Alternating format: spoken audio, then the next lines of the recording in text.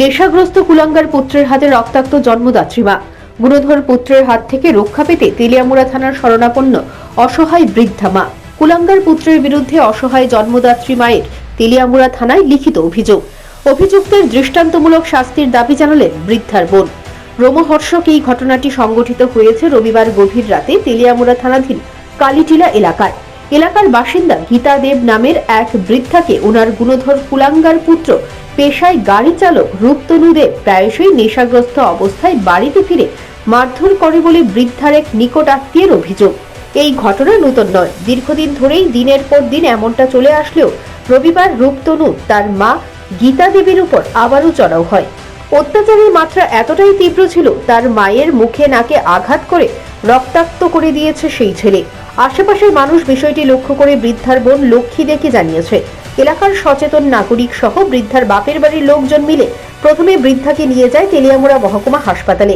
সেখানে প্রাথমিক চিকিৎসার পর বৃদ্ধা নিজের কুলাঙ্গার পুত্রের অত্যাচারের হাত থেকে রক্ষা পেতে তেলিয়ামুড়া থানার শরণাপন্ন হয়ে তার বিরুদ্ধে লিখিত অভিযোগ দায়ের করেন।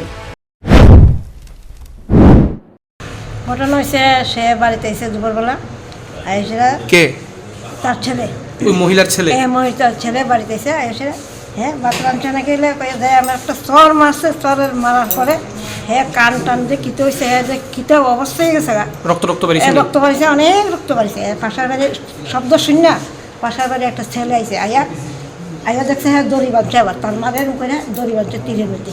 আচ্ছা, বাঁধছে পরে আইয়া খুলছে পরে দিয়ে আমরাও আইয়া খুলছি দড়ি, এটা নাকে দিয়ে রক্ত করতেছে। আবার পাশের বাড়ি আরেকজনে আমরা বাড়ি ফোন করছে লেম্বু ছাড়া।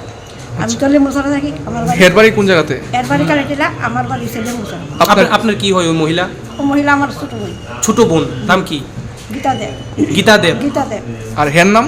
হের নাম রূপতনু দেব। মানে ওই মহিলার ছেলেই তো? হ্যাঁ, মহিলার ছেলে। ছেলে মারে ছেলে মারে। কি করবেন এই ব্যাপারটা নিয়ে? এই ব্যাপারটা নিয়ে আমার শক্ত কঠোর ব্যবস্থা আছে। কিছুক্ষণ আগে যেন কইলেন যে হ্যাঁ প্রাণেও মারে লইতে পারে। প্রাণ মারতে পারে, বিশ্বাস নাই হ্যাঁ লোকে। আর অনেক দিন মাছ উড়াই হয়ে গেছে। কি কারণে মারে? কি হারে নেশাগ্রস্ত করে, হ্যাঁ ডাস খায়, মদ খায়, হ্যাঁ মদও খায়, সে সব কিছু যাবে।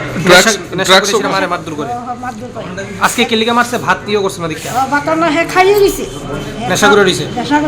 এখন কই নিয়ে আইছেন আপনার বোন রে? পুলিশ অভিযোগ হাতে পেয়ে অভিযুক্তকে আটক করে ঘটনার তদন্ত শুরু করেছে। তবে সভ্য সমাজে এই ধরনের ন্যাক্কারজনক ঘটনায় কালীটিলা এলাকায় রীতিমতো ছি ছি রব পড়েছে। Bureau report, news prime Tripura.